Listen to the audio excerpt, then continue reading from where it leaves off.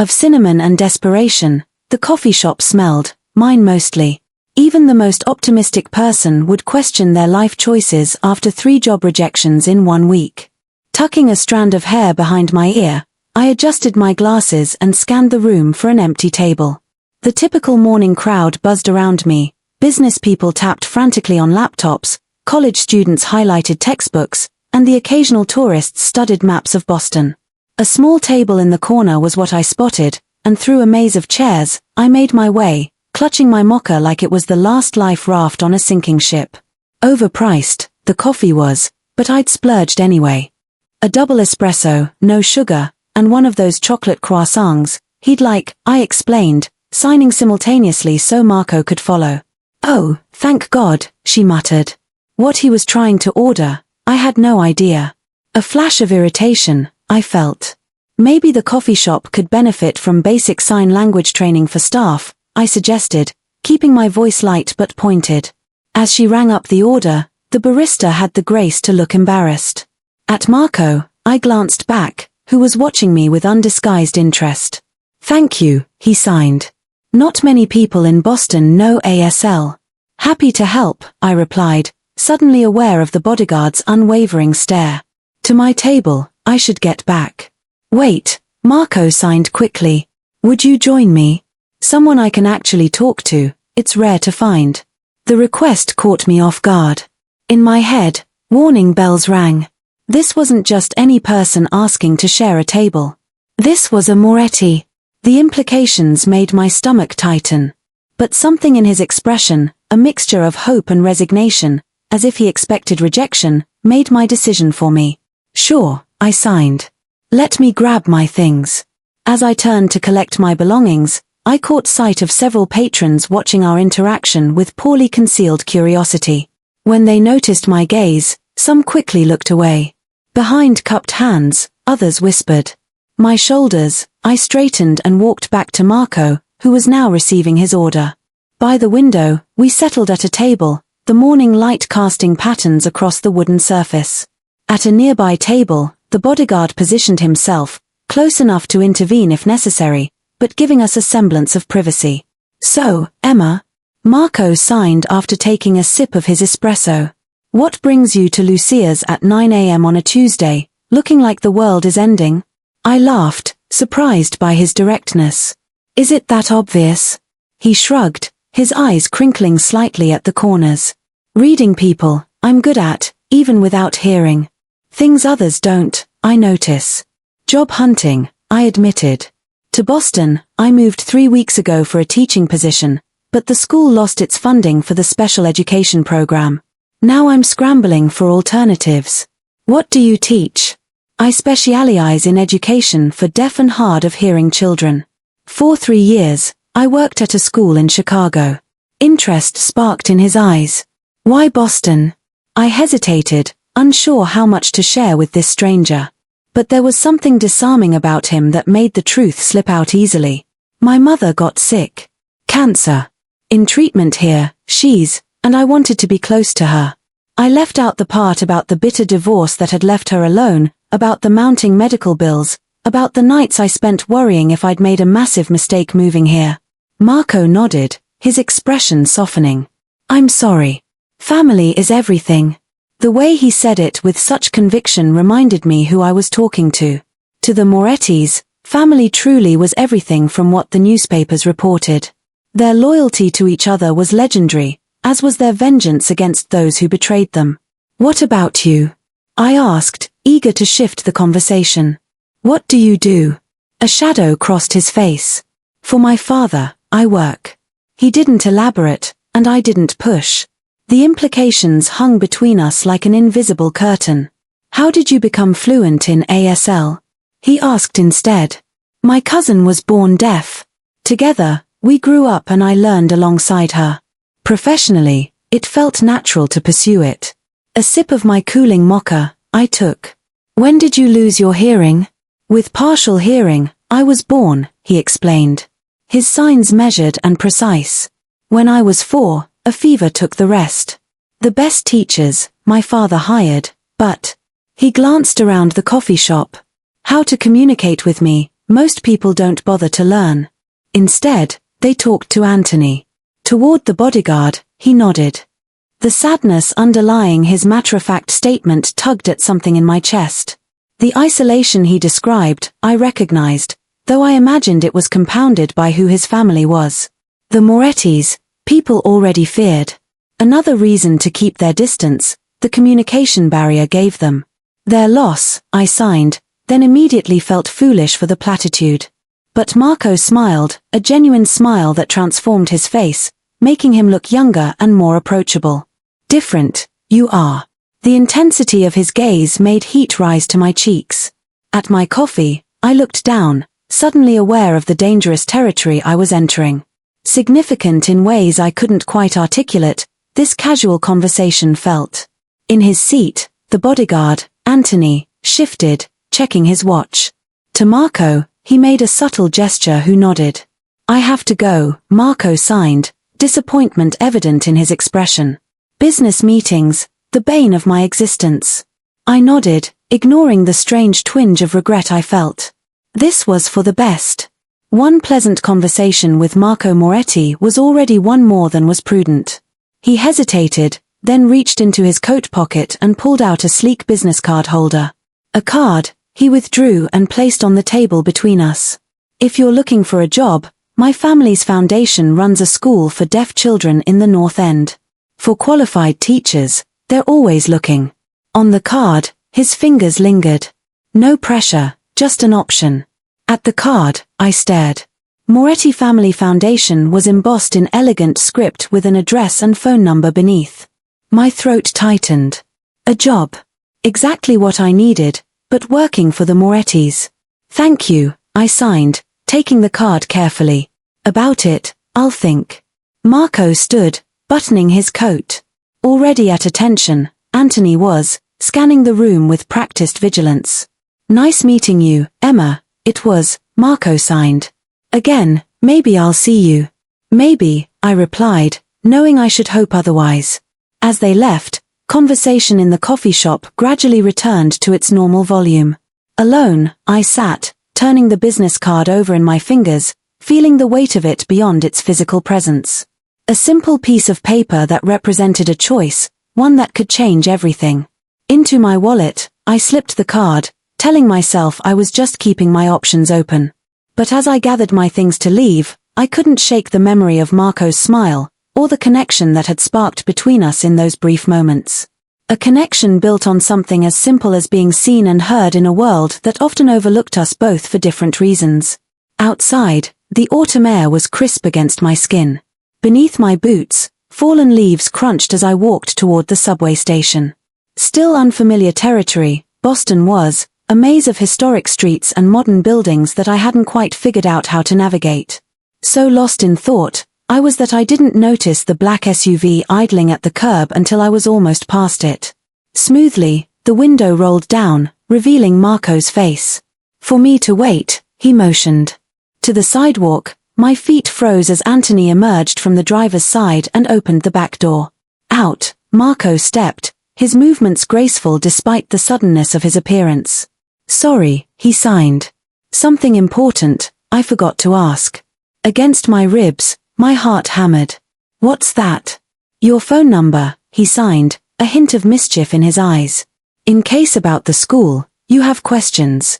Oh, I said aloud, forgetting to sign in my surprise. Quickly, I corrected myself, of course, for professional reasons. His smile widened, telling me he saw right through my pretense. Nevertheless, he pulled out his phone and handed it to me.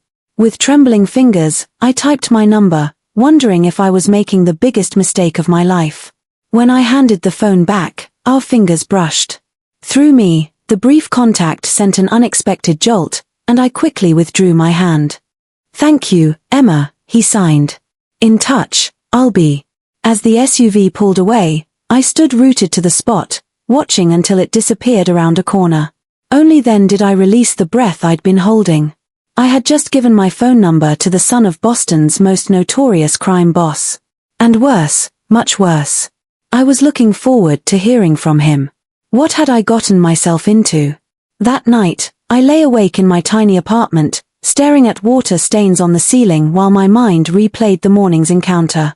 On my nightstand, the business card sat, its presence almost accusatory in the dim glow of streetlights filtering through thin curtains. Online, I'd checked out the Moretti Family Foundation. Legitimate, it was, a well-funded school for deaf children, praised for its innovative programs and impressive results. The kind of place I dreamed of teaching at, the source of that funding. Over, I turned, burying my face in my pillow. Working there would mean being connected to the Moretti family, to Marco. The thought brought both thrill and dread in equal measure. On the nightstand, my phone buzzed, making me jump. An unknown number. As I opened the message, my pulse quickened. It's Marco. About the school, did you consider? No pressure, just curious. Up, I sat, clutching the phone. How did a simple text feel so weighted? I typed and deleted several responses before settling on, still thinking about it. Impressive, it looks. The reply came quickly. Come see it tomorrow. Around, I can show you. 10 a.m. Over the screen, my finger hovered. The practical part of me knew I needed a job. Fast, my savings were dwindling, and my mother's medical bills weren't going to pay themselves. Who the Morettis were, the cautious part reminded me, what they were capable of. But another part, a part one was trying desperately to ignore, remembered the way Marco's eyes had lit up when I signed to him, how genuine he'd seemed. Okay, I typed back. The address, text me. For the rest of the night, sleep eluded me.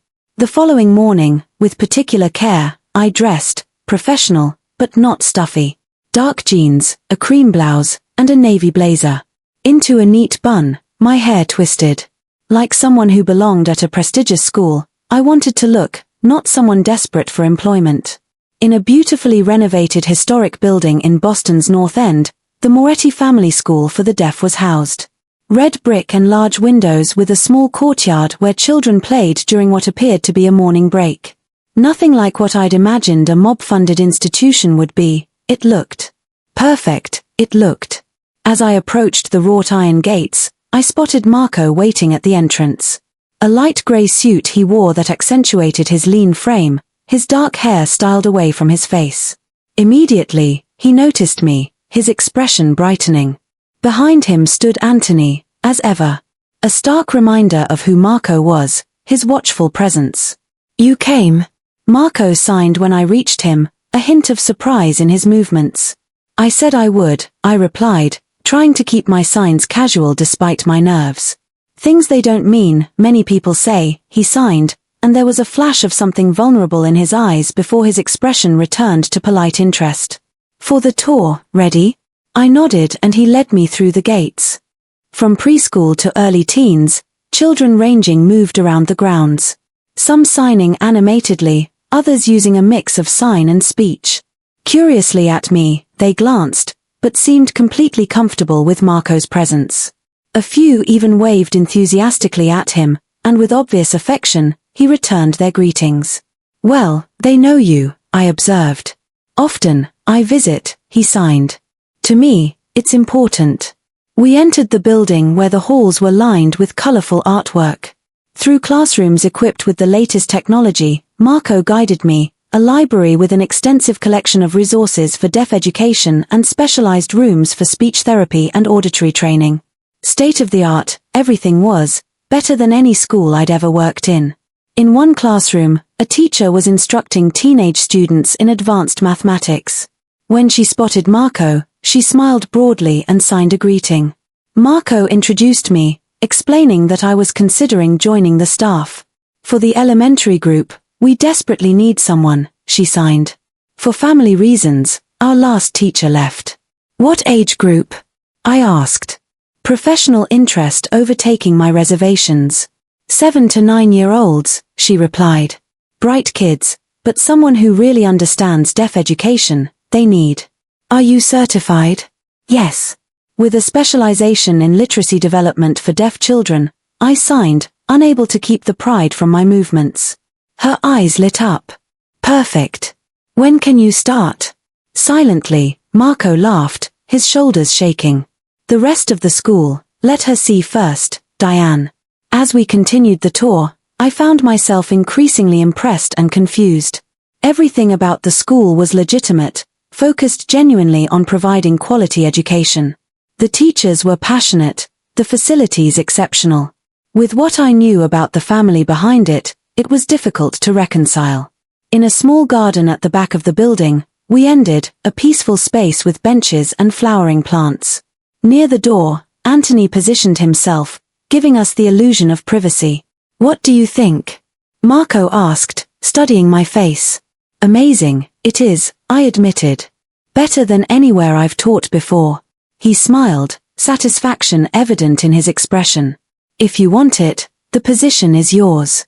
I hesitated, the question burning inside me until I couldn't contain it any longer. "Why does your family run this school?" His expression sobered. "After I lost my hearing, my father started it. Where deaf children could get the education they deserved without the barriers I faced, he wanted a place." With careful precision, his hands moved. "What you read in newspapers, not everything my family does is." I knew I should leave it there, accept the explanation, and make my decision. But something pushed me further. "But the money that funds it." Marco's jaw tightened. A flash of hardness crossing his features. "From various Moretti businesses, it comes, all legitimate on paper." He studied me. "Does that bother you?" "It should. It absolutely should." Yet standing there, seeing what that money had created, a haven for children who might otherwise be overlooked, made everything less clear-cut. "About it, I need to think," I signed honestly. My hesitation, he nodded, respecting. "Of course, on the card I gave you, the school director's number is. When you decide, call her." Toward the entrance, we walked back in silence. To their classrooms, children were returning, their animated signing creating a visual symphony around us. One little girl with pigtails ran up to Marco, tugging on his suit jacket. Immediately, he crouched down, his face softening as he signed with her. So natural, so genuine was their interaction that it made my chest ache. At the gate, Marco turned to me. "Whatever you decide about the job, with me tonight, would you have dinner?" The invitation caught me off guard. "Dinner? Just dinner," he clarified. "With you, I enjoy talking." A sincerity that was difficult to doubt, his signs carried. Every rational thought in my head screamed caution. With Marco Moretti on any level beyond professional, getting involved was dangerous territory. Yet, I found myself nodding. "Just dinner," I agreed. His smile was worth the risk, or at least that's what I told myself. "At 7, I'll pick you up." It wasn't until I was halfway home that I realized I never gave him my address. But of course, the son of Vincent Moretti wouldn't need to ask for such information. The thought should have terrified me more than it did. My mother called as I was getting ready that evening, her voice weaker than it had been the previous week. Their toll, the treatments were taking. I didn't mention Marco or the school, focusing instead on assuring her I was settling in well and had promising job prospects. Her concern for me, even through her own suffering, made guilt twist in my stomach. What would she think of me having dinner with him already? At precisely 7, my buzzer rang. A deep breath, I took, smoothed down my simple black dress, and pressed the intercom. "It's Marco," came Anthony's voice. "Them in," I buzzed, heart racing. When I opened my apartment door, Marco stood there in a tailored navy suit, his presence somehow filling my shabby hallway with unexpected elegance. With an appreciative gaze, he took me in that made heat rise to my cheeks. "Beautiful, you look," he signed. "Thank you," I replied, suddenly self-conscious of my modest dress and the small apartment visible behind me. "Nice, too, you look." His smile was warm as he offered his arm. I took it, hyper-aware of the firm muscle beneath the expensive fabric and of Anthony following 2 steps behind as we descended to the street. At the curb, a sleek black car waited. The door, Anthony opened and Marco gestured for me to enter first. Luxurious, the interior was, soft leather seats and the subtle scent of cedar. "Where are we going?" I asked as Marco settled beside me. "A place where comfortably, we can talk," he signed. "Me, do you trust?" The question hung between us, weighted with implications beyond our dinner destination. I should have said no. Should have acknowledged that trusting a Moretti after knowing him for just over a day was the height of foolishness. Instead, I found myself nodding. The restaurant wasn't what I expected. Not some flashy, high-end establishment where Marco's family name would command immediate attention. Instead, it was a small, elegant place tucked away on a quiet street with warm lighting and walls lined with books. With familiar respect, the maître d' greeted Marco, leading us to a private table in a corner partially screened by bookshelves. What surprised me most was when the man signed a greeting to Marco, his movements fluid and natural. Regulars, we're, Marco explained, noting my expression. Deaf, the owner's daughter is. All his staff learned ASL, he made sure. Once seated with Anthony at a discreet distance, Marco handed me a menu. Anything you want, order. Excellent, their seafood is. The prices made me wince internally, but I chose a simple pasta dish while Marco selected something in rapid signing with the waiter. Wine appeared, deep red and undoubtedly expensive. So, Marco signed after we'd been served. More about Emma Watson, tell me. The woman brave enough to approach a bodyguard in a coffee shop. I laughed despite myself. Not brave. Just someone who needed help communicating, I saw. In their seats, most people would have stayed, he countered. From Chicago to Boston, what brought you? Really? Beyond your mother's illness? His perceptiveness was unsettling. A sip of wine, I took, considering how much to share. A fresh start, I needed, I admitted. My fiancé and I broke up 6 months ago. Then my mother got sick. The right time to make a change, it seemed like. About your mother, I'm sorry, he signed, his expression genuinely sympathetic. And the fiancé, his loss. The compliment made me flush. What about you? I deflected. For your father, have you always worked? A shadow crossed his face. Since I was 18, it's expected. More measured, controlled, his signs became. Family business stays in the family, my father believes. Is that what you want? I asked, bold from the wine and the intimate setting. Marco's eyes met mine, intense and unreadable. What I want has rarely been relevant. The answer sent a chill through me, a reminder of the world he inhabited. Before I could respond, he continued, but the school is mine. My project, the one thing my father gave me complete control over. Suddenly, his investment in it made sense. Why he visited often, why he personally showed me around. It wasn't just family obligation. It was his passion. It shows, I signed. Amazing, the school is. His expression lightened. So, the job, you'll take?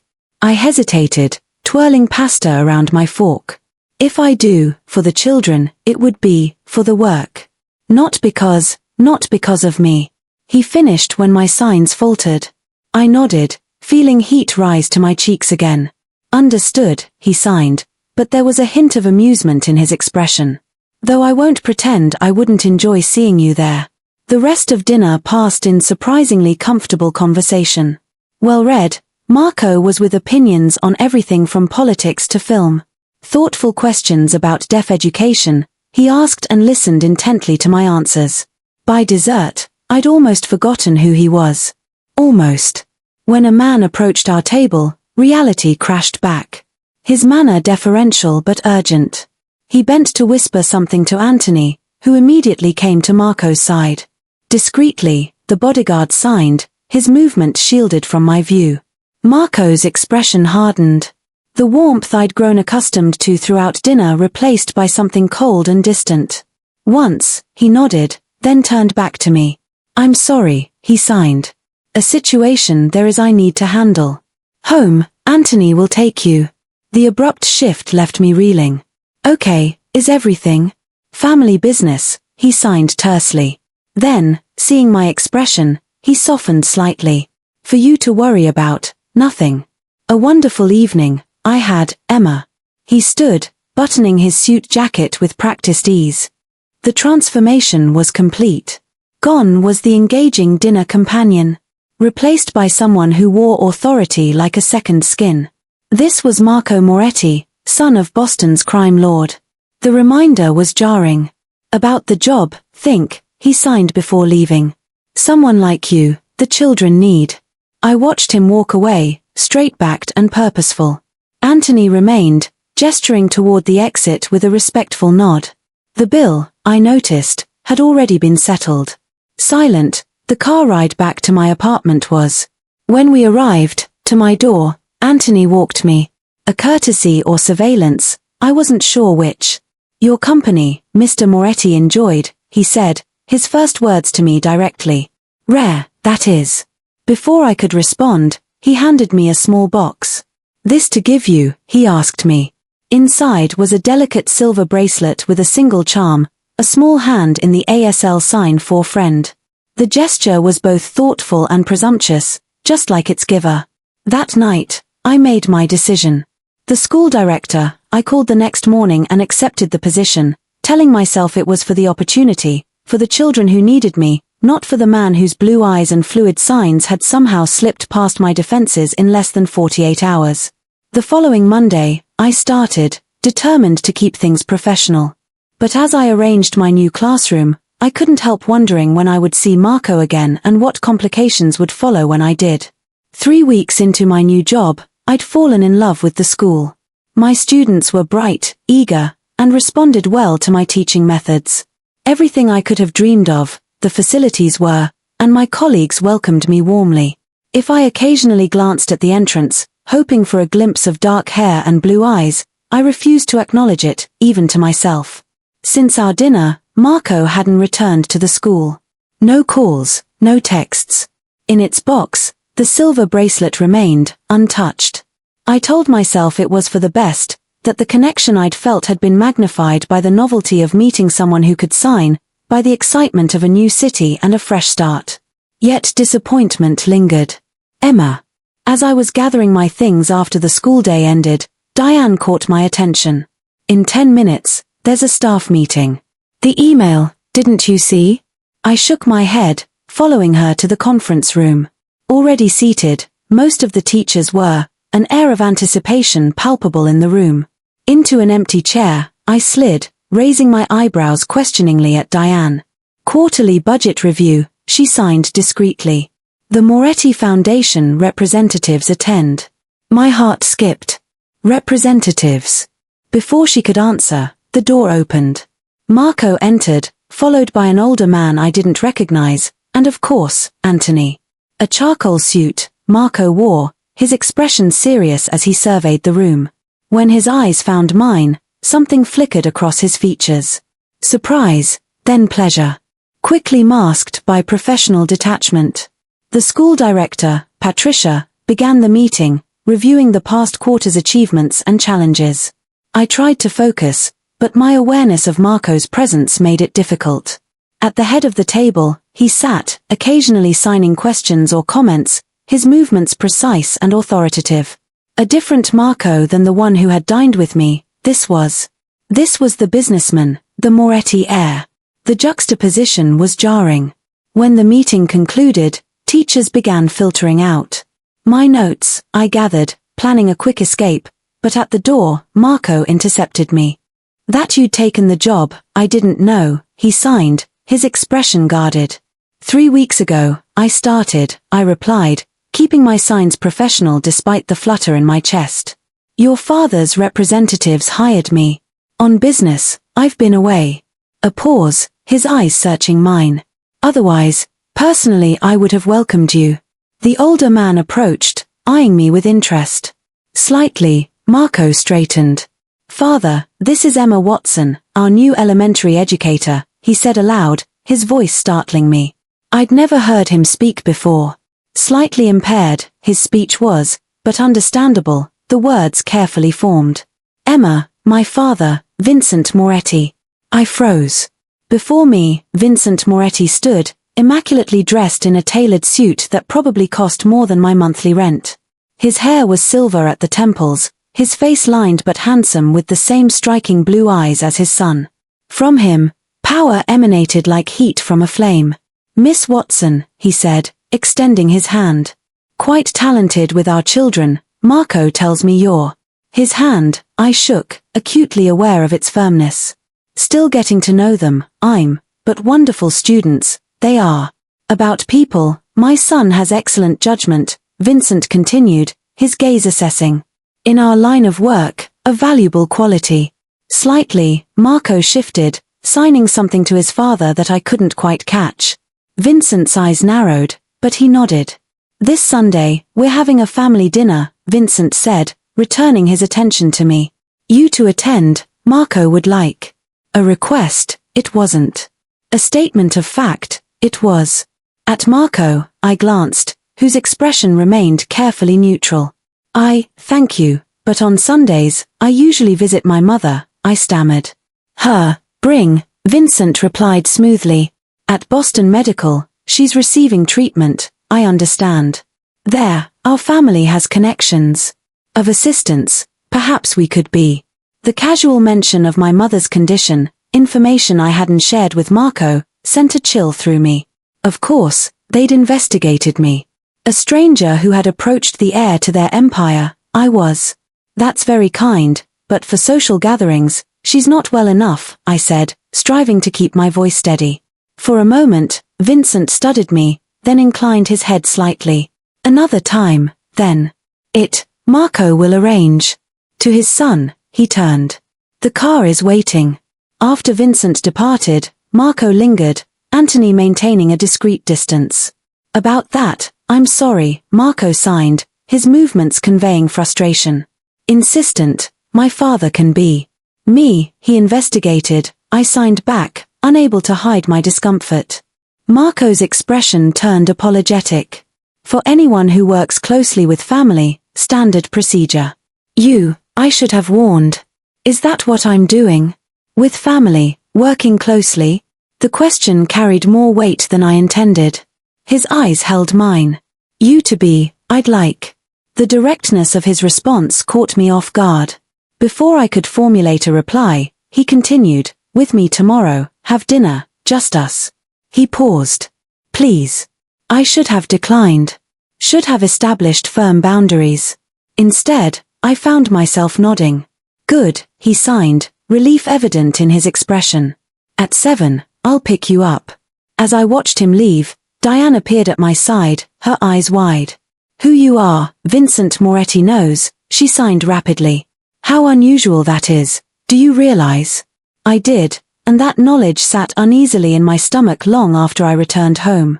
The next evening, alone, Marco arrived. No Anthony, no black car with tinted windows. Instead, himself, he drove in a sleek Audi, dressed casually in dark jeans and a grey sweater that made his eyes appear even bluer. From businessman to just Marco, the transformation was disarming. No bodyguard tonight? I signed as we walked to his car. A night off, I negotiated, he replied with a wry smile. Easy, it wasn't. To a small Italian restaurant on the waterfront, he drove us, far from the tourist areas. Warmly, the owner greeted him, leading us to a table on a private terrace overlooking the harbor. In fluid Italian, Marco ordered, his hands occasionally moving in gesture as he spoke. Of home, this place reminds me, he signed when the owner left. My grandmother's cooking. Italian, too, you speak, I observed. And English. For someone who lost their hearing young, that's impressive. My father insisted, he explained. Reading lips, speech therapy, multiple languages. My deafness wouldn't limit me, he was determined. A complex mixture of emotions in his expression, there was. Gratitude, resentment, pride. As Vincent Moretti's son, was it difficult growing up? Marco considered the question, his fingers absently tracing the stem of his wine glass. Expectations, being a Moretti comes with. The deaf son of Vincent Moretti being, that came with something to prove. And yourself, have you proven? I asked, genuinely curious. His smile didn't reach his eyes. Every day. The food arrived. Authentic Italian dishes that tasted like they'd come from a grandmother's kitchen rather than a restaurant.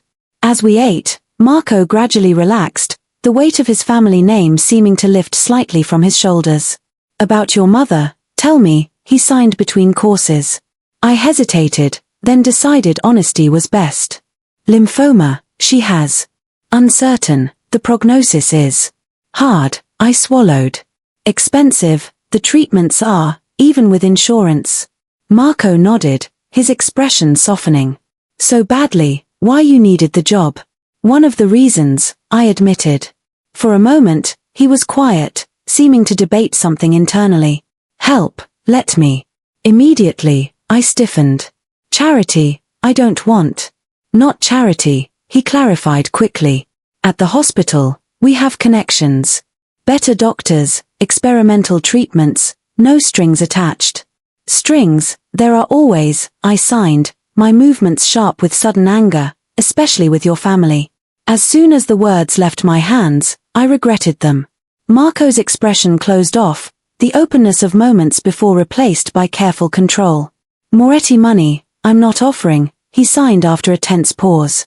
To resources that could help your mother, I'm offering access. But if you'd rather maintain your moral high ground than accept help that could save her life, that's your choice. Shame washed over me, followed by confusion. Was I being proud or prudent? Where was the line between accepting help and becoming indebted to a family like the Morettis? I'm sorry, I signed eventually. Complicated, it is. His expression softened. Usually is, life. He reached across the table, his fingers brushing mine briefly. About it, think. Stands, the offer. No matter what. No matter what. The phrase lingered in my mind. No matter what happened between us, no matter if I reciprocated the interest I saw in his eyes. In lighter conversation, the rest of dinner passed.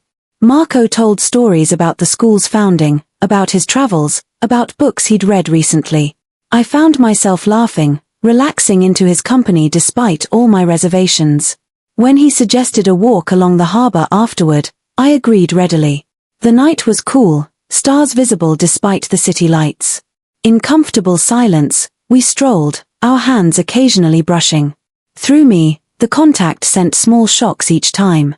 Eventually, at a secluded viewpoint, we stopped, the city's skyline glittering across the water. With you, talking, I've missed, Marco signed, turning to face me. These past weeks, to see you, I wanted, but complications there were. What kind of complications? I asked, aware of how close we were standing, of the intensity in his gaze. Family business, he replied. The standard answer, then surprising me, a territorial dispute that needed resolution. To handle it, my father sent me to New York. The casual reference to what was almost certainly an illegal activity should have repulsed me. Instead, I found myself appreciating his honesty, however limited. Why me, Marco? I signed, the question that had been burning inside me since our first meeting. This, whatever this is, why are you pursuing? His expression turned serious, contemplative. When you first signed to me in that coffee shop, me, you saw. Not the Moretti heir, not the deaf man everyone avoids, just me. He paused. In my world, how rare that is, do you know? The raw honesty in his eyes made my chest tighten. I understood isolation. Had felt it acutely since moving to Boston. But Marco's isolation was different, built of fear, deference, and communication barriers all at once. Before I could respond, he stepped closer, one hand gently cupping my cheek. His eyes asked a question, and despite every rational thought screaming caution, I nodded slightly. His lips met mine, soft and tentative at first, then with growing intensity as I responded. His arms encircled me, strong and secure, and I felt myself melting into him, all reservations temporarily forgotten. When we finally broke apart, both slightly breathless, Marco's eyes were dark with emotion. That, to do, I've wanted since in that coffee shop, I saw you, he signed. I laughed softly. Forward, that would have been, even for a Moretti. His answering smile was everything I'd been trying not to want. To his car, we walked back, hand in hand, the night air cool against my flushed skin. To my apartment, the drive was charged with unspoken tension, his hand occasionally finding mine across the console. At my door, he kissed me again, deeper and more urgent. So easy, it would have been to invite him in, to let whatever was building between us continue its natural progression. Instead, slightly, I pulled back. Complicated, I signed, my hands unsteady. Yes, he agreed, not pretending to misunderstand, but worth exploring, I think. As I watched him drive away, I touched my lips, still tingling from his kiss. For Marco Moretti, I was falling, a man whose world was so far removed from mine that it might as well have been another planet. A man whose family business operated outside the law. A man who despite everything made me feel seen in a way no one else ever had. The next day at school, into teaching, I threw myself, trying to focus on the children rather than thoughts of Marco. I was helping a student with a reading exercise when at my classroom door, Patricia appeared. "Emma, in my office, can I see you?" she asked, her expression unreadable. In her office, I found not only Patricia, but also a man in a suit I didn't recognize. His posture and the way his eyes scanned the room reminded me of Anthony. "Emma, this is Mr. Russo," Patricia said, her usual warmth notably absent. "For you, he has some questions." Mr. Russo smiled thinly. "Miss Watson, for the Moretti family, I work, specifically for Mr. Vincent Moretti." My stomach dropped. What is this? "With his son, your growing closeness, Mr. Moretti is concerned about," Russo said, the euphemism hanging delicately in the air. "Your intentions, he wishes to understand." Anger flashed through me. My intentions? At this school, a teacher, my primary intention is to educate my students. "And your relationship with Marco Moretti?"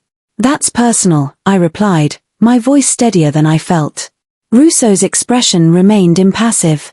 "Purely personal, nothing involving the Moretti family is, Miss Watson. Surely that, you understand." The implied threat chilled me. Patricia looked uncomfortable, but remained silent. "From me, what exactly does Mr. Moretti want?" I asked finally. "Clarity," Russo replied. "With his son, are you because of who he is? Because of what he can provide? Or perhaps because to get close to him, someone else is paying you?" The accusation hit like a physical blow. Absurd, that's. Is it? From Chicago, a teacher suddenly appears, approaches the Moretti heir, at his school gains employment, and with him becomes intimately involved in a matter of weeks. Russo shrugged. "Questions, it raises, you must admit." Before I could respond, the door opened. Marco stood there, his expression thunderous. Behind him, Anthony looked apologetic. "What is this?" Marco demanded, his voice rough with anger. Simultaneously, he signed, movements sharp and aggressive. Russo straightened. "Mr. Moretti, with Miss Watson, I was just having a conversation about what you were doing." "I know," Marco interrupted. "My father's orders, I assume." "Concerned, he is," Russo replied carefully. Harsh, Marco's laugh was, without humor. "Now, leave." The command was unmistakable. Briefly, Russo hesitated only before nodding and exiting, closing the door behind him. To Patricia, Marco turned. "A moment, give us," he signed. Quickly, she complied, leaving us alone. "I'm sorry," Marco signed once we were alone. His anger giving way to regret. My father, protective, his. Suspicious. A spy. A gold digger. He thinks I'm what? My signs were jerky with indignation. "Easily, he doesn't trust," Marco replied, "especially when it comes to me. At my workplace, to interrogate me, he sends someone." The hurt from my expression, I couldn't keep. With you, being involved, means constant surveillance, questioning, suspicion. Is this what? Marco's face fell. "For you, this, I never wanted." He moved closer, his signs gentler. "To my father, I'll speak. Make him understand." But I was already shaking my head. "Your world, this is, isn't it? Not just fancy dinners and private school funding. Intimidation, control, fear. Emma, please." His eyes were pained. "What happened today, of who we are, it's not all. Not who I am." I wanted to believe him. Part of me did. But standing in that office, having just been interrogated like a criminal, reality came crashing down. Whatever was growing between us existed in a bubble, one that had just burst violently. "To think, I need time," I signed. Too much, this is, too fast. Slowly, Marco nodded, resignation settling over his features. Understand, For my hand, he reached, and I let him take it. But your decision for you, my father's paranoia don't let make. After he left, into a chair, I sank, my emotions in turmoil. I cared for Marco more than I should after such a short time. But was I prepared for what being with him would mean? The scrutiny, the danger, the moral compromises. And what about my students? I love teaching at the school, making a difference in their lives. From that, could I walk away? Should I? As I returned to my classroom, these questions swirled in my mind without clear answers. One thing was certain. My simple fresh start in Boston had become anything but simple. That evening, at my apartment, a package arrived. A sleek laptop with a note, for your mother to video call you during treatments. No strings. It wasn't signed, but it didn't need to be. The gesture was classic Marco, thoughtful, addressing a need I'd mentioned only in passing, while respecting my boundaries by not attempting to pay for the medical treatments directly. Over the smooth surface, I ran my fingers, torn between gratitude and unease. The line between kindness and manipulation blurred when it came from a Moretti. Yet something told me Marco's intentions were genuine, whatever his father's might be. Fitfully, I slept that night. Dreams filled with shadowy figures and blue eyes that watched me from a distance. For a week, from Marco, I maintained my distance. I taught my classes, visited my mother, and tried to sort through my conflicted feelings. Invaluable, the laptop proved. On the screen, my mother's face lighting up during her long treatment sessions brought a joy I couldn't regret, whatever its source. My request for space, Marco respected, though Anthony's occasional presence near the school reminded me I was still being watched. The realization should have angered me more than it did. Instead, it felt almost like protection, misguided, but well-intentioned. On Friday afternoon, as I was preparing to leave school, into her office, Patricia called me. Her expression was grave as she gestured for me to sit. Emma, some concerning information I've received, she began. Inconsistencies, your background check shows. I stiffened. What inconsistencies? Across her desk, she slid a folder. Inside was a detailed report of my employment history, including a 6-month gap I'd claimed was spent substitute teaching. During that period, you were unemployed, this says, Patricia said gently.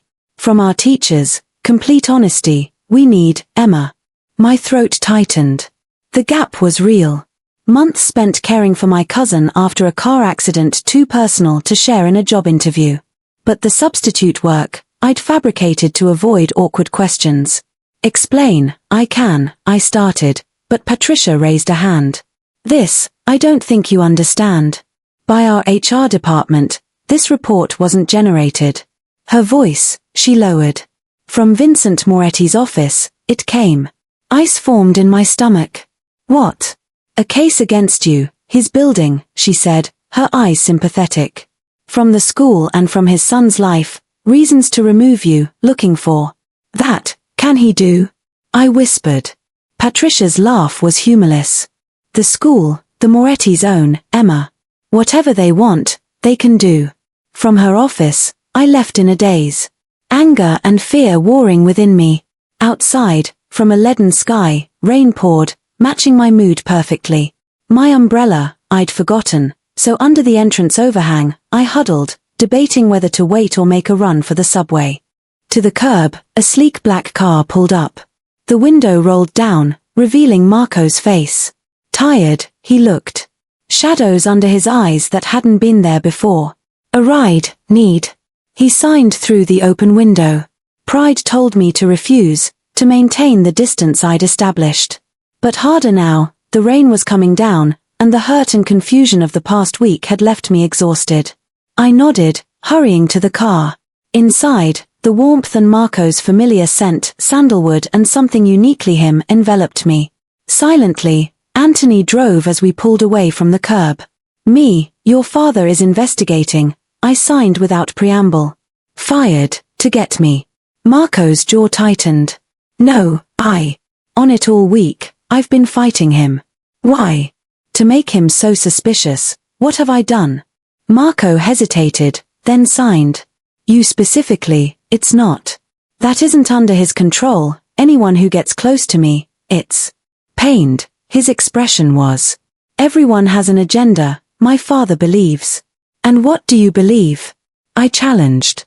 His eyes met mine. Intense and unwavering. In what I see, what I feel, what I know about you, I believe. The sincerity in his gaze made my anger falter. My career, your father could destroy, Marco. In my background, things he's already found. The gap in your employment. At my surprised look, he continued, the report, I saw. Irrelevant, I told him it was. If it gets me fired, it's not irrelevant. With determination, Marco's expression hardened. Happen, that won't. I won't let. How can you stop it? I signed, frustration evident in my movements. Yourself, you said. Your father controls everything. Not everything, Marco replied. Not this. Not us. The us hung between us. A concept both terrifying and thrilling. Before I could respond, he continued. Tomorrow night, to dinner, come, he signed. My house. Something, I want to show you. After everything, I should have declined. Yet looking at him, the earnestness in his eyes, the tension in his shoulders that spoke of battles fought on my behalf, I found myself nodding. Just dinner, I qualified. His smile was worth the risk. Just dinner, and maybe a revelation or two. The next evening found me at an elegant brownstone in Beacon Hill, far grander than I'd imagined. With a respectful nod, Anthony admitted me, leading me through a foyer adorned with tasteful artwork to a spacious living room. The decor surprised me. Warm colors, comfortable furniture, bookshelves filled with well-worn volumes. Not the cold, ostentatious display of wealth I'd expected from a Moretti. From what appeared to be a kitchen, Marco emerged, dressed casually in jeans and a simple button-down shirt, sleeves rolled to the elbows. Seeing him in this domestic setting, away from his father's shadow, made something shift in my perception. To my home, welcome, he signed. His movements relaxed. Not what you expected. I smiled wryly. Something more, I think I pictured. Mobster chic. Gold fixtures and security cameras. He laughed. State-of-the-art, the security system is, but hidden. As for the decor, my space, this is. The one place I don't have to be an heir. The distinction was telling. A tour, he gave me. A home office with specialized computer equipment, a small gym, a kitchen where something delicious simmered on the stove. Everything spoke of careful curation, of a sanctuary created with intention. You cook? I asked as he stirred what appeared to be a rich pasta sauce. Another skill my father insisted I master, he replied with a wry smile. Independence above all. For basic needs, on others, can't rely. At a small table in a windowed alcove overlooking a private garden, we ate. The food was excellent. Homemade pasta with a sauce, Marco explained, had been his grandmother's recipe. Wine was poured, conversation flowed, and the tension of the past week gradually dissipated. Something, you wanted to show me, you said, I reminded him as we finished our meal. Marco nodded, his expression turning serious. To his office, he led me where he unlocked a drawer in his desk and withdrew a thick folder. What I've been working on, this is, he signed, handing it to me. Inside were legal documents, deeds, trust agreements, financial statements. Up, I looked, confused. Understand, I don't. On the edge of his desk, Marco sat, his signs measured and deliberate.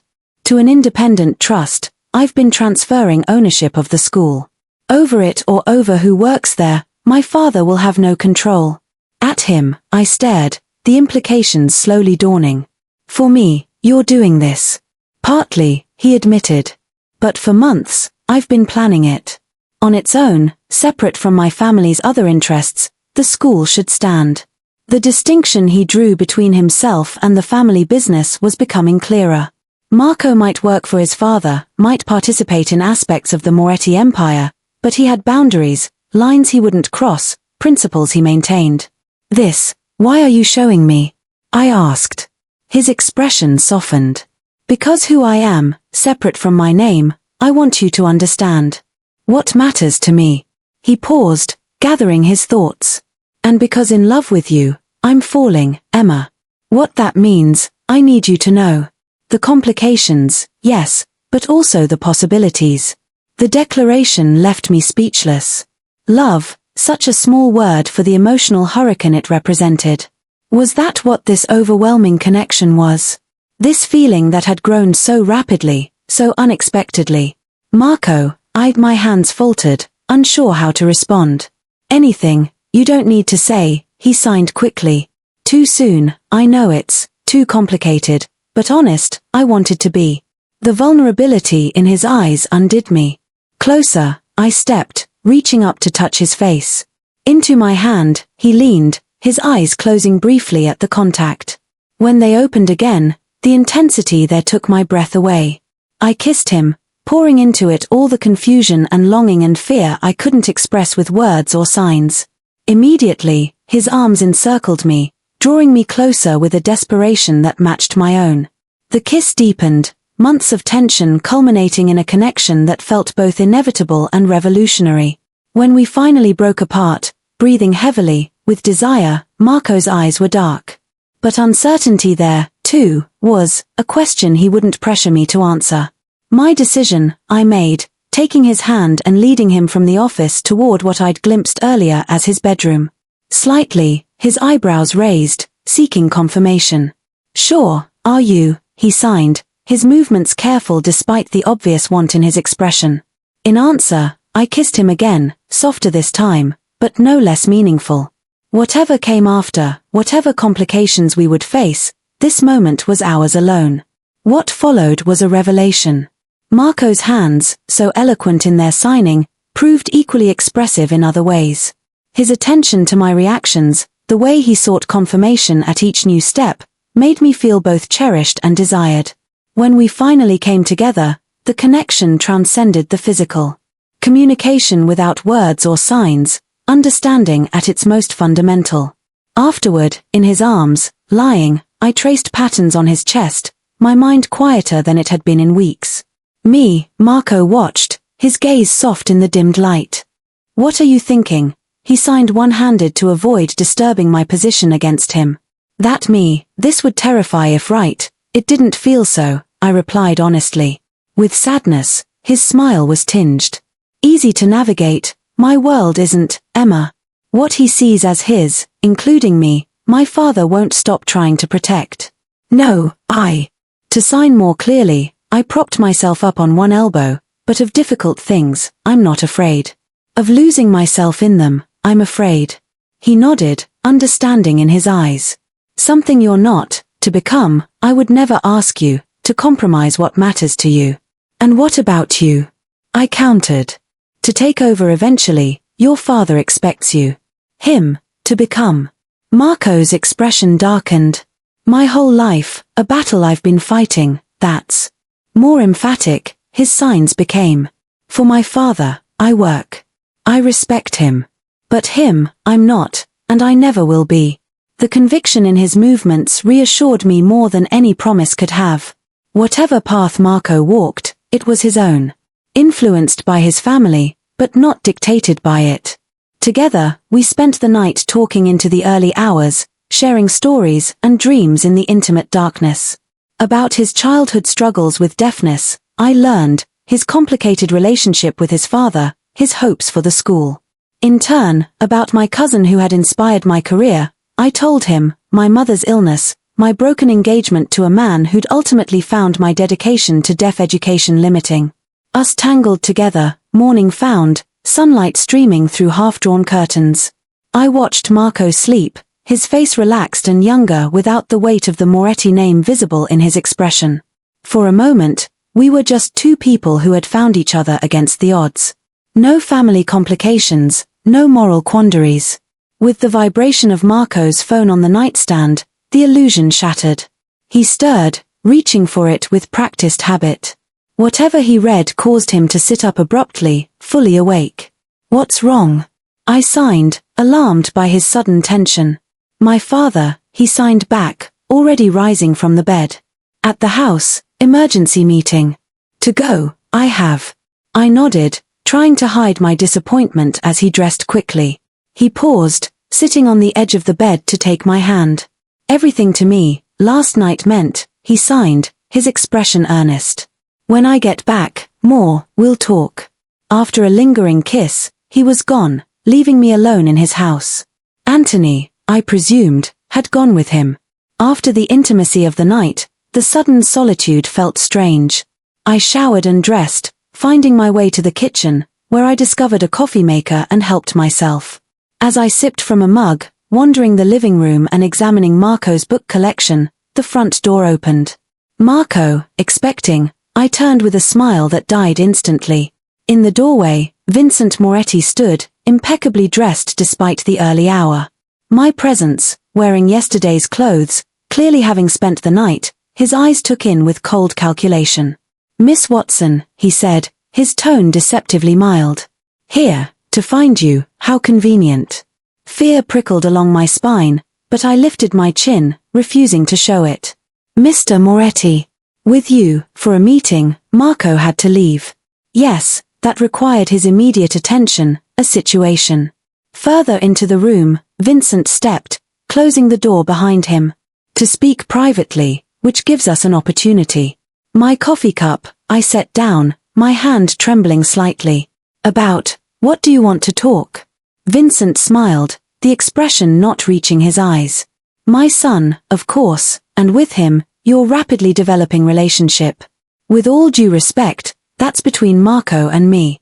"That's simple, nothing involving my son is," Vincent replied, moving to sit in an armchair.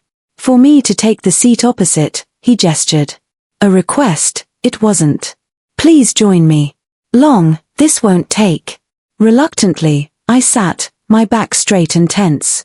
For a moment, Vincent studied me, his gaze unsettlingly similar to Marco's, but lacking the warmth. "That school, why I created, do you know, Miss Watson?" The question caught me off guard. "For Marco. After he lost his hearing." Vincent nodded. "As a weakness, my son faced a world that would see his deafness. That, I refused to allow." His expression hardened. "Everything I've built, everything I've done has been to protect my family, to ensure Marco would never be vulnerable." "Not vulnerable, he's not," I countered. "One of the strongest people I've ever met, he is." "Yes, because that way, I made him." Slightly, Vincent leaned forward. "But one persistent weakness, he has. His heart. In people, his desire to see the good." At the implication, I bristled. "And a spy? A gold digger? You think I'm what?" With a woman who appeared suddenly in his life, my son is infatuated, I think, who happens to speak his language, who needed a job that we conveniently provided. Vincent's voice remained calm, which somehow made it more threatening. "A woman whose background investigation reveals interesting gaps and inconsistencies." "You mean the 6 months I spent caring for my cousin after her accident?" I challenged. "Over me, that gives you power. Is that the great secret you think?" Briefly, surprise flickered in his eyes. "About the investigation, Marco told you?" "Yes, he did. Because unlike you, me, he trusts." Thinly, Vincent smiled. "In our world, a luxury, trust is. One we cannot always afford." "A luxury, it's not," I insisted. "A foundation. Something Marco understands even if you don't." His expression hardened. "Direct, let me be. A proposition, to offer you, I've come." My stomach sank. "What kind of proposition?" $1 million, Vincent said simply. "Boston, to leave. My son's life completely, leave. No contact, no goodbyes, just disappear." The amount shocked me. More money than I could hope to earn in decades of teaching. Money that could pay for my mother's treatments, secure her future care, solve so many problems. The calculation in my eyes, Vincent saw. "About your mother, think, Emma. The experimental treatments she could access. During her remaining time, the comfort she could live in. The use of my first name, the intimate knowledge of my greatest vulnerability, it was manipulation at its most refined. And yet before me, the offer dangled like forbidden fruit. And if I refuse? My voice was steadier than I felt. Then in a world you don't understand, you choose to remain with dangers you can't foresee. Matter of fact, his tone was, "You, my son believes he can protect. He cannot. Not from everything. Not from everyone." The implied threat sent a chill through me. Your son, to hurt me, you would hurt. Offended, Vincent looked genuinely. A woman, I would never harm, but our business creates enemies, Miss Watson. Enemies who might see you as a way to reach Marco, to reach me. He paused, letting the implications sink in. About money, the choice I'm offering isn't just about safety, it's yours and your mother's. I stood, anger overcoming fear. Over, this conversation is, I think. Seated, Vincent remained, unperturbed. My offer, consider. Until tomorrow, you have. From his pocket, he withdrew a card, placing it on the coffee table. Me directly, this number will reach. This to Marco, not to mention, I don't need to tell you.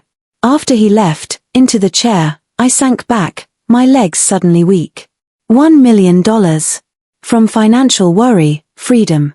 From the shadowy world I'd glimpsed edges of, safety. All I had to do was break Marco's heart. Break my own. Before he returned, I left Marco's house, sending a text saying I needed time to think. A lie, it wasn't. To process, I had too many conflicting emotions and practical considerations swirling in my mind. At my apartment, I found a package waiting. A small, elegant box with no card. Inside was a key unmistakably to Marco's house. The gesture of trust coming on the heels of his father's proposition made tears spring to my eyes. My phone rang. From the hospital, my mother calling. On the screen, her face looked tired but determined. About a new treatment, the doctors are talking, she said after our usual greetings. For my type of lymphoma, something experimental that's showing promising results. My heart leaped. That's wonderful, but by insurance, is it covered? Her hesitation told me everything. Not exactly. In trials, it's still. How much? I asked, already knowing the answer would be impossible on my teacher's salary. About that now, don't worry, she said, her smile brave. Something out, we'll figure. After we hung up, on my bed, I sat, Vincent's card burning a hole in my pocket. $1 million. My mother's life, my future with Marco. Impossible choices colliding in a perfect storm. That night, sleep eluded me. By morning, through every possible scenario, I'd cycled every potential outcome of the choice before me. The weight of it pressed on my chest until breathing felt like an effort. To school, I called in sick, unable to face my students with such turmoil in my mind. Instead, my mother, I visited, watching her sleep through a chemotherapy session, her face drawn and pale against hospital sheets. The sight cemented my determination. Whatever I decided, for the right reasons, it would be not fear, not greed, not manipulation. Since my text to Marco, my phone had been silent. I imagined him giving me the space I'd requested, respecting my need to process our evolving relationship. The thought of his consideration only made the decision harder. By evening, a conclusion I'd reached. From my pocket, I pulled Vincent's card, dialing the number with shaking fingers. Miss Watson. On the second ring, Vincent's voice answered. Your call, I was expecting. My decision, I've made, I said, surprised by the steadiness of my voice. In person, I'd like to meet. Wise choice, he replied smoothly. The Westland Hotel, penthouse suite, in 1 hour. The Westland was one of Boston's most exclusive addresses, its gleaming facade overlooking the public garden. To a private elevator that required a key card to access the top floor, a doorman ushered me. As the doors closed, in the polished brass, I caught my reflection, pale, determined, a woman at a crossroads. In a living room larger than my entire apartment, Vincent waited, Boston's skyline glittering through floor-to-ceiling windows behind him. As I entered, he stood, gesturing toward a chair opposite his own. A glass of amber liquid sat untouched on the table between us. My offer, you've considered, he stated rather than asked. Yes. I met his gaze directly. I'm declining. Before his expression settled into careful neutrality, surprise flickered across his features. Why, may I ask? Because Marco, leaving wouldn't protect him, it would only hurt. Slightly, I leaned forward. And about his life, about who he loves, your son deserves to make his own choices. Love, Vincent repeated, the word sounding foreign on his lips. My son, you believe you love after knowing him for what, a month? Something real, we're building, I believe, I replied. Something worth fighting? Vincent studied me, reassessing. And the money? Your mother's treatment. The reminder stung, but I held firm. Another way, we'll find. No other way, there is, he said flatly. Not with your resources. Then with what we have, we'll manage. To end the conversation, I stood, ready. Bought, I won't be, Mr. Moretti. Not even for the best of reasons. As I turned to leave, Vincent's voice stopped me. Me, you misunderstand, Miss Watson. You, I'm not trying to buy. He paused. You, I'm testing. Back, I turned, confusion replacing determination. Testing me. For me to sit again, Vincent gestured. After a moment's hesitation, I complied. By people who want something from him, my son has been surrounded his entire life, Vincent explained, his tone matter-of-fact. His money, his name, his influence. About you, when he told me, this teacher who approached him in a coffee shop, who spoke his language, suspicious, I was naturally. So me, you investigated, my job, threatened, to leave, offered me money. From my voice, I couldn't keep the bitterness. What kind of woman had captured my son's heart, I needed to know. Penetrating, Vincent's gaze was. Whether with it, you could be trusted. The revelation left me speechless. The entire scenario, from the investigation to the bribe, had been an elaborate test of character. And if the money, I'd taken, I asked finally. Then me right, you would have proven, Vincent replied simply, and from eventual heartbreak, my son saved. Within me, anger flared. To manipulate me like that, you had no right. To protect my family, every right, I have. Vincent's tone brooked no argument. My only son, Marco, is my legacy. To me, paramount, his happiness is. And what about his agency? His own path, his right to choose. A shadow crossed Vincent's face. Of constraints, Marco lives in a world. Some chosen, others imposed. That reality, I cannot change, but you shape it, I countered. Those constraints, you determine many of. His head, Vincent inclined, acknowledging the point. Perhaps, but beyond even my control, others exist. For his untouched drink, he reached, taking a measured sip. You make him happy, Marco tells me, that you see him. Not the Moretti heir, not the deaf son, just him. I nodded, uncertain where the conversation was heading. With him, to be, what it means, do you understand? Truly understand. Vincent's eyes held mine. The scrutiny, the danger, the compromises. Beginning to, I replied honestly. With deliberate care, Vincent set down his glass. For as long as you want it, the position at the school is yours. That, the trust Marco is establishing will ensure. The sudden shift caught me off guard. Your concerns, your suspicions? Still present, he admitted. But by my son's judgment and by your actions today, outweighed perhaps. He paused. For your mother, the offer of assistance stands as well, not as a bribe, but as a gesture of good faith. I hesitated, pride warring with practicality. Except, I can't. Not charity, it's, Vincent interrupted. On your future with this family, consider it an advance, in your mother's health, an investment that benefits us all. The careful wording, acknowledging a future with this family, while providing a way for me to accept help without feeling bought, revealed a shrewd mind accustomed to negotiation.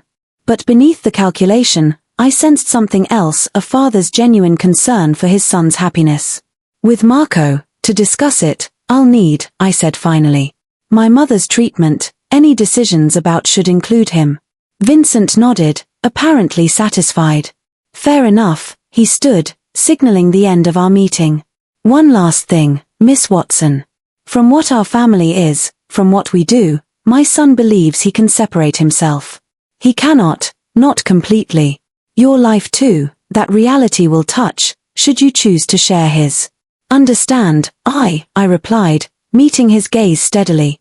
But worth it, Marco is. Something like approval flickered in Vincent's eyes. Then each other, we understand.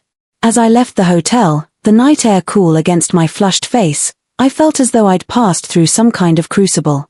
The test hadn't ended with rejecting the money. It had extended to this final conversation, this acknowledgement of what being with Marco truly meant. With an incoming text from Marco, my phone buzzed. Can I see you? Okay, you are, I need to know. Instead of responding, a cab, I hailed and gave the driver Marco's address. 20 minutes later, at his door, I stood, key in hand, but hesitant to use it. Instead, I knocked. Almost immediately, Marco opened the door, relief washing over his features at the sight of me. He wore casual clothes, his hair slightly disheveled, as if he'd been running his hands through it repeatedly. Worried, I was, he signed. You disappeared, then to school, called in sick. Time, I needed, I signed back. To think. To decide. Guarded, his expression grew. What, decide? A deep breath, I took. For this, for us, brave enough, whether I'm. In his eyes, hope flickered. And your father, I just met with. I signed, watching his expression shift to alarm. Boston, to leave, he offered me $1 million. You, to leave. With anger, Marco's face darkened. Right, he had no. On his chest, I placed a hand, stopping him. Finish, let me. No, I said. The anger in his expression gave way to surprise, then understanding. Yes, he tested. At his quick comprehension, I couldn't help but smile. Apparently, I passed. Marco shook his head, a mixture of frustration and resignation in his movement. Extreme, my father's methods are. But in his own way, good, his intentions are usually. You, he loves, I agreed. Of you, worthy, the woman in your life is, enough to make sure. And are you? Marco signed, his eyes intense. What being with me means, worthy of. Closer, I stepped. My signs deliberate and clear. Of your world, I'm not afraid, Marco. What loving you might cost me, I'm not afraid of.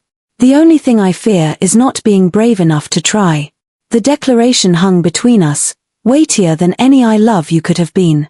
Marco's eyes searched mine, finding whatever confirmation he needed before pulling me into his arms. His kiss was different from those we'd shared before, not tentative exploration or passionate release, but a promise, a beginning. Later, in his bed, lying with my head on his chest, his heartbeat steady beneath my ear, I signed against his skin. With my mother's treatment, to help, your father offered. As a gesture of good faith.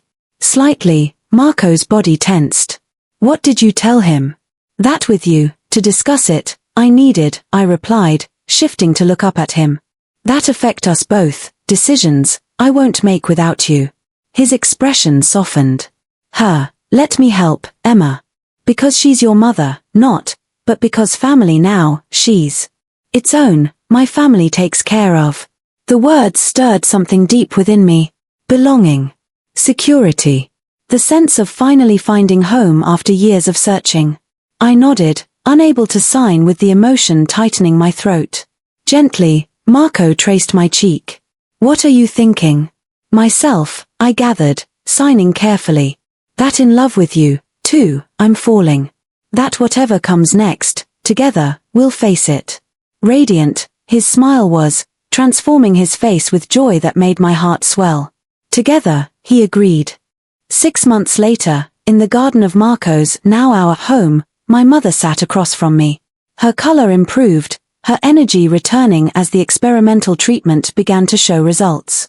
For dinner, Vincent joined us, his initial frostiness toward me having gradually thawed to something approaching respect. Finalized, The school trust was ensuring its independence from family business while maintaining the financial support it needed to thrive. In ways I never imagined when I first approached a stranger in a coffee shop, my world had expanded. Still challenges, there were. Whispers when Marco and I appeared at public functions. Sideways glances from people who knew his family name. The occasional reminder of the shadier aspects of the Moretti empire that Marco was working to distance himself from. But joys, too, there were, profound ones. The satisfaction of watching my students thrive. The deep connection Marco and I continued to build, bridging our different worlds with love and understanding. The sense of family that had formed around us, imperfect but fiercely loyal. As twilight settled over the garden, under the table, Marco's hand found mine. A silent communication more intimate than words or signs. His eyes asked a question I'd answered months ago and continued to answer every day. Worth it, was it? This complicated life we'd built together. This love that had emerged from an unexpected moment of connection. His hand, I squeezed, my answer unchanged. For him, for us, this life again and again, I would choose. Complexities and all. Perfect or simple, the path forward wasn't. The Moretti name still carried its weight of history and expectation. But Marco and I were writing our own story now, one that acknowledged the past without being defined by it. A story that had begun with a simple act of communication in a coffee shop and had grown into something neither of us could have imagined. As darkness fell and lights illuminated the garden, casting soft shadows across familiar faces, I felt the rightness of where I was, who I was with. Whatever came next, whatever challenges or joys awaited us, we would face them as we had faced everything since that first meeting. Together, speaking a language all our own, finding connection in a world that had once left us both isolated in different ways. Across the table, Marco caught my gaze, his eyes warm with understanding. Slightly, he raised his glass, a private toast only I would recognize. To beginnings, to courage, to love that transcended barriers of all kinds. In return, I raised my glass, my heart full with the certainty that some risks were worth taking, some connections worth fighting for. In choosing Marco, I had chosen a complicated path, but also one filled with depth, with meaning, with a love that saw beyond surface and circumstance to the person beneath. And in the end, isn't that what we all seek? To be truly seen, to be genuinely known, to find someone who speaks our language, whatever that language might be. Marco and I had found that in each other against all odds, and it had made all the difference.